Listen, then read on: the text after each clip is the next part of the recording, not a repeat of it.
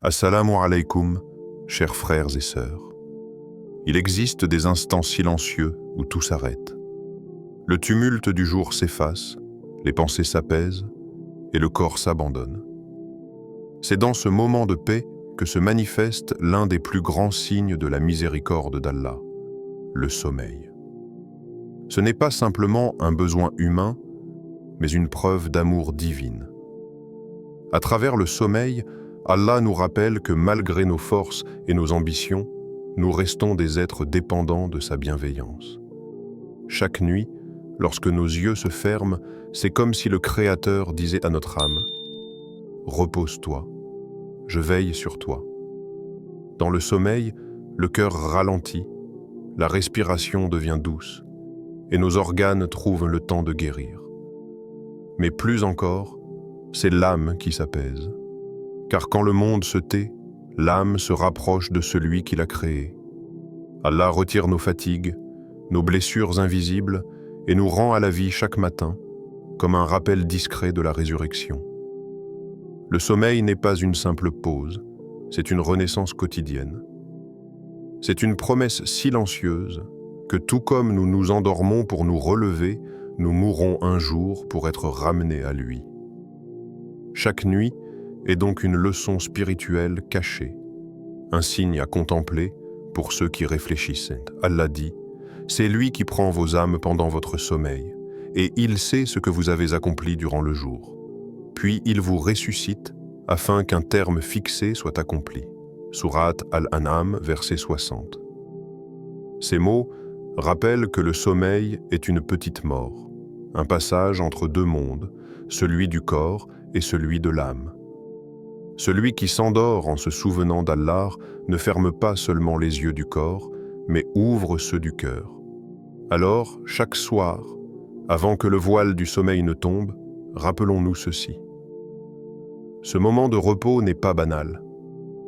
Il est un rendez-vous secret avec la miséricorde d'Allah. Un temps sacré où le corps se régénère, mais surtout où l'âme se soumet pleinement à celui qui ne dort jamais. Il existe dans chaque geste du croyant une trace de la sagesse d'Allah. Même dans les choses les plus simples, comme la manière de s'allonger, se cache une dimension spirituelle. Le sommeil n'est pas qu'un acte naturel, c'est aussi une adoration silencieuse, une occasion d'honorer la perfection de la création. Chaque position, chaque souffle, chaque battement du cœur pendant le sommeil témoigne de la précision avec laquelle Allah a façonné le corps humain. Rien n'est laissé au hasard.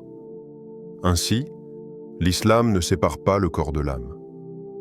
Il nous enseigne que le bien-être physique est lié à l'équilibre spirituel. Dormir dans une posture harmonieuse, conforme à la sunna, c'est reconnaître que même le repos fait partie de l'obéissance à Allah.